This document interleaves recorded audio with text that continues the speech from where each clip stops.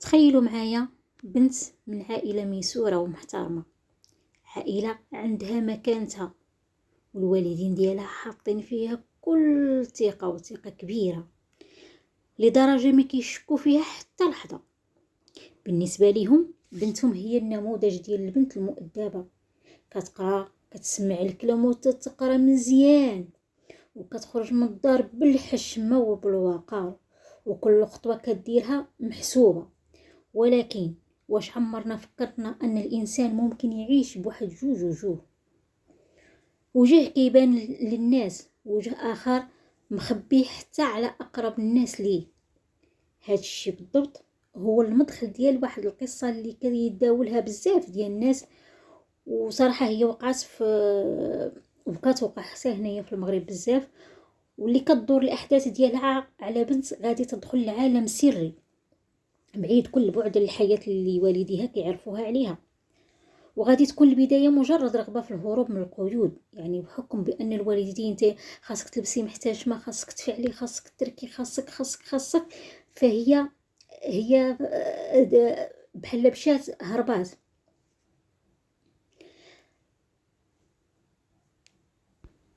القصة كتخلينا نطرح واحد السؤال مهم بزاف: واش فعلا اختار شخص ممكن يخدعك هو الشخص اللي غريب، ولا الشخص اللي قريب؟ ولا ممكن يكون اخطر واحد هو الشخص اللي عطيتيه ثقتك كامله وشاركتي معاه الاسرار ديالك ووقفتي معاه في اسوأ الظروف ديالو؟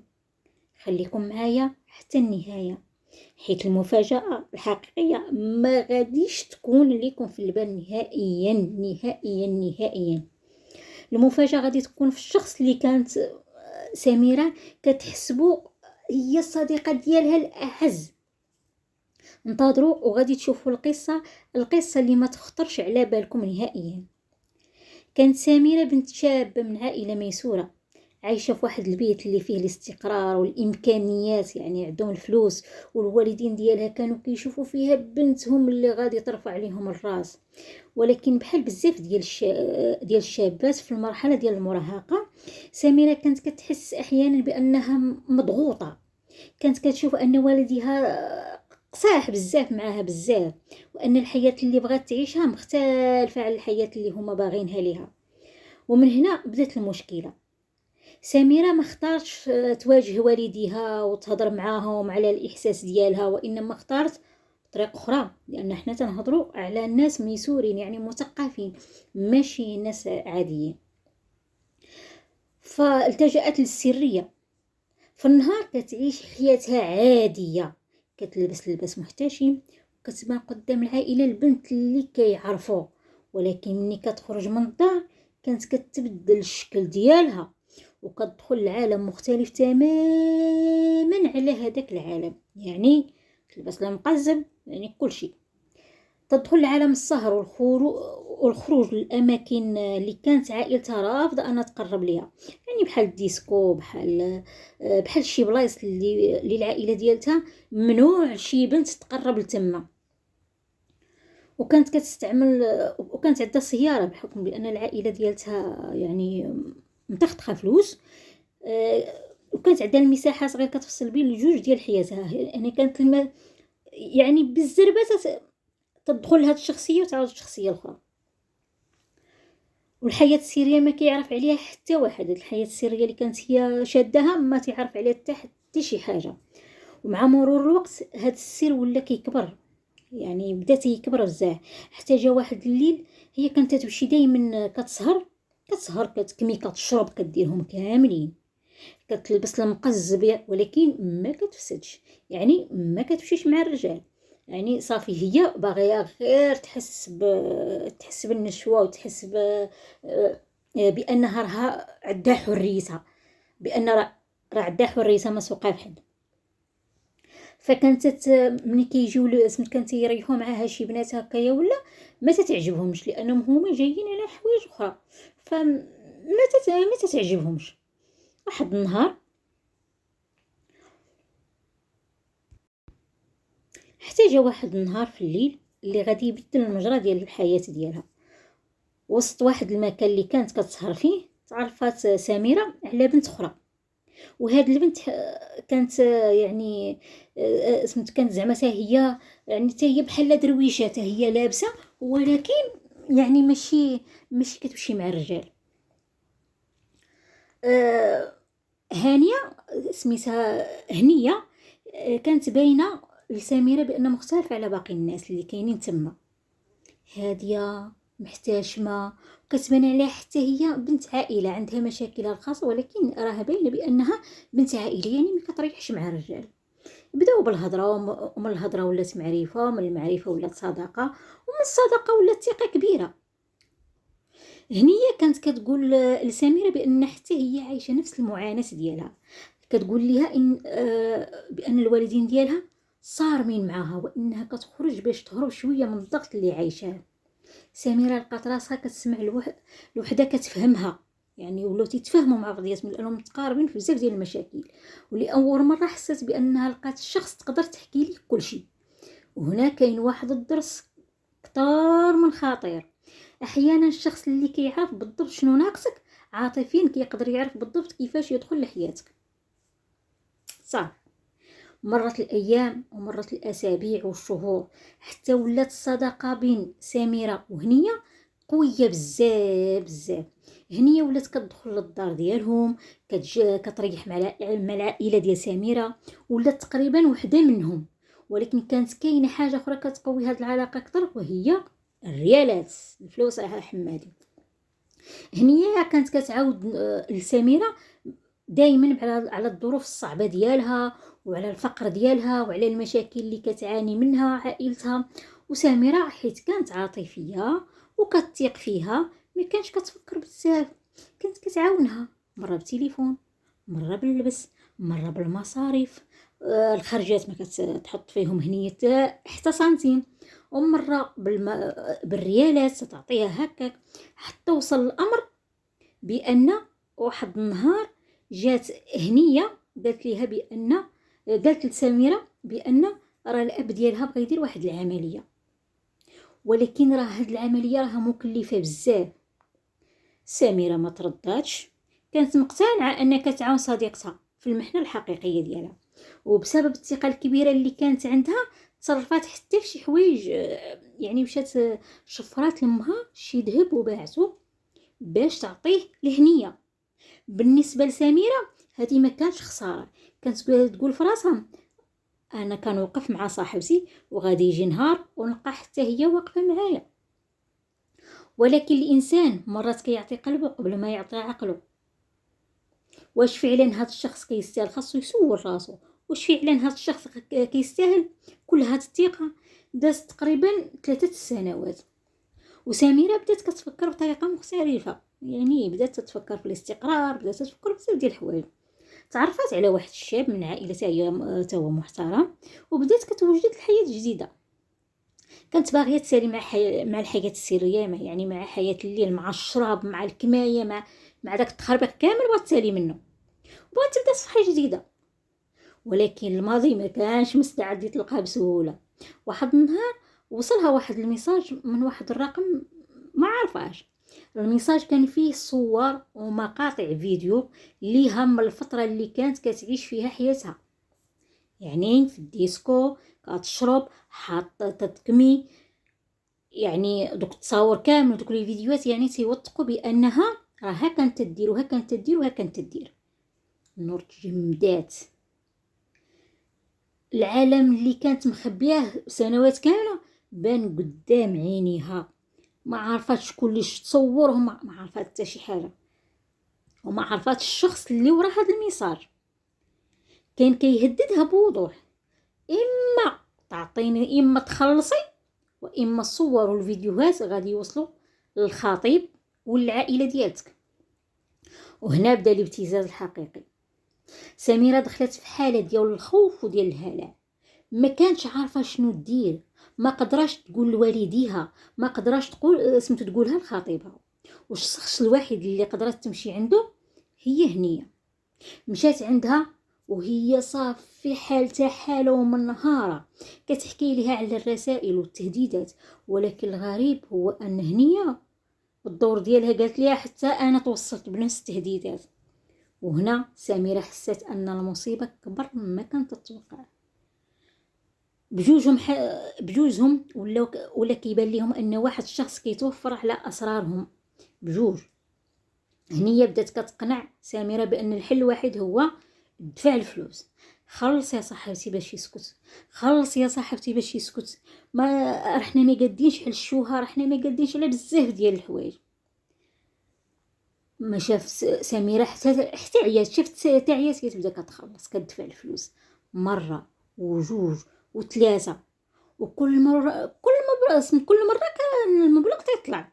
يعني كان درك مليون صافي، المره الاخرى تيقول لها حطي 3 المليون، مره اخرى تيقول لها حطي 7 المليون. يعني القضيه ولات غاديه كتزيد بزاف لواحد الدرجه كبيره بزاف. ملي كتخلص مره هذاك الممتاز ما كيشوف انك صافي الدنيا، لا كيشوف انك وليتي مستعده تخلصي مره اخرى، وبالتالي الخوف كيولي وسيله للسيطره. يعني تيولي هذاك تيولي يتحكم فيك. سميرة بدات كتغرق، الفلوس كتسالي والطلبات كتزاد والتهديدات ما كتوقفش. وفي الوقت اللي كانت سميرة كتعتقد ان هنية هي الوحيده اللي واقفه معاها، كانت الاحداث كتقربها من واحد الحقيقه اخرى. فالاخت ديال الخطيب ديالها هي محاميه، وبقات تشوف فيه، قالت ليها انت عندك شي مشكل. كل مره تقول لها مالك يا سميرة، راه عندك انت شي مشكل، راه باين ليا عندك شي مشكل. لا لا لا ما عندي تا مشكل، لا لا ما عندي تا مشكل. واحد النهار شافت دعيات وهي تحرك لعندها، مشات لعندها قالت لي اختي ها طاري ليا وها طاري ليا وها طاري ليا وها طاري ليا، ودرك راه الا عرفات عائلتي ولا عرف خوك راه المشكله غادي تكبر بزاف. درك قولي لي شنو غادي ندير. قالت لها غضربي الطم وغادي تسقري، حنا غادي نمشيو لعند البوليس. اخت الخطيب اللي كانت بدات كتطرح عليها الاسئله علاش كاين هذا الخوف كامل. المهم بدات وهنايا هي تبدل اللعبه. من بعد ما كانت نور يعني غير كتدفع، صافي قررت باش تطلب المساعده بطريقه سريه من عند لوستا. من قبل كانت تبقى نور كتجري ورا هذا الممتاز، ولكن الشرطه دخلات على الخط باش تنصب ليه فخ. تم التنسيق وتم تتبع العمليه، وفي النهايه يعني تمكنت الشرطه من توقيف الشخص المشتبه فيه. شداته. سميرة كانت كتظن ان اصعب لحظه دازت، ولكن الحقيقه اصعب لحظه كانت مازال ما جات. جابوا ليها الشخص باش تتعرف عليه، كان لابس لباس كيخلي الملامح ديالو ما كتبانش مزيان. وسميرة كانت كتقلب في وجهه كتفكر واش هذا هو الشخص اللي كان كيرسل لي الرسائل، واش عمرني شفتو، ولكنها قالت بانها ما كتعرفوش. وفجأة وقع الشيء اللي غادي يقلب القصة رأسا على عقب. تم الكشف على الملامح الشخص، وهنا هنا سميرة ما صدقاتش عينيها. الشخص اللي كان كتحسبه بعيد عليها، الشخص اللي كانت كتحكي ليه اسرارها، الشخص اللي كانت كتعتبره صديقه مقربه، يعني صدق هذاك الشخص هو هنيه. الناس ماشي بنت، هنيه راها راجل نقدر نقولوا مبنس. وهذه هي الحاجه اللي كيدير هو دائما. هذه هنيه ناضت تدير البيريكور، دارت البزاف دارت التديين، دارت راسها بانها امراه، تدير الماكياج. يعني تحلفي عليها بان هاد الشخص هذا فراه امراه. 3 سنين وهي مصاحبه معاه وكتدخل معاها للدار وكتريح معاها، وهذيك تلبس في حوايجها ولا هو تيشوف فيها. المشكله هي بان العائله الا سقط هذا الخبر هذا راه شي حاجه، راه شي فضيحه كبيره بزاف، لان كانت تدخل معها راجل وهو اللي كان سميتو بحال هو اللي دار لها داك الابتزاز. هو منين شافها هكاك مريحه غير وحدها، ناض دار داك القلب باش يدي ليها الريالات ببساطة. هنايا الصدمة ما كانش بأن المرأة اللي تخيلتها سميرة، الصدمة الأكبر كانت السؤال كيفاش قدر هذا الشخص يبني علاقة كاملة مع سميرة لمدة سنوات بلا ما تشك فيه. كيفاش قدر يعرف الأسرار ديالها، كيفاش عرف تفاصيل حياتها، وكيفاش قدر يستغل الثقة اللي بناتها معاه باش يوصل للمرحلة ديال الابتزاز. من الاول كانت هذه العلاقه مبنيه على الخداع واستغلال النقاط ديال الضعف ديال سميره. كل معلومه كانت كتشاركها مع هنيه كانت كتتحول مع الوقت الى ورقه ضغط. كل سر، كل صوره، كل قصه، كل لحظه، كل ضعف، كلها كانت كتجمع. وبمجرد ما جات اللحظه المناسبه تحول كل شيء الى سلاح ضدها. وهنا خاصنا نوقف واحد شويه، حيت القصه سواء كانت تفاصيلها يعني كاينه بزاف. يعني هاد القصه هادي راه بزاف ديال البنات كيديروا فيها تتكون. المشكل ماشي فقط في السهر، وماشي فقط في الاصدقاء. المشكل الكبر هو الثقه العمياء والسريه والخوف من طلب المساعده. خاص اي واحد صافي صاب عنده شي مشكل ديريكت البوليس راه تيديروا اغلبيه ديال الاوقات كتكون المسائل في سريه تامه. راه ماشي دائما تيعطيو له من هادشي ديال الالكتروني، اغلبيه كتكون في سريه تامه. هنا المبتز كيحتاجك باش تخاف، كيحتاجك تحس بانك بوحدك، كيحتاجك تصدق ان حياتك غادي تسالي الا تكلم هو. ولكن الحقيقه هي العكس. كلما بقى الشخص ساكت كل ما كيزيد المبتز قوه. اما ملي كتطلبي المساعده وكتبلغ الجهات المختصه كتبدا كتسترجع السيطره، انت كتولي في مرحله قوه. وكاين واحد الدرس اخر، ماشي كل شخص كيبان ليك محتاج خاصك تفتح ليه قلبك وبصدامك.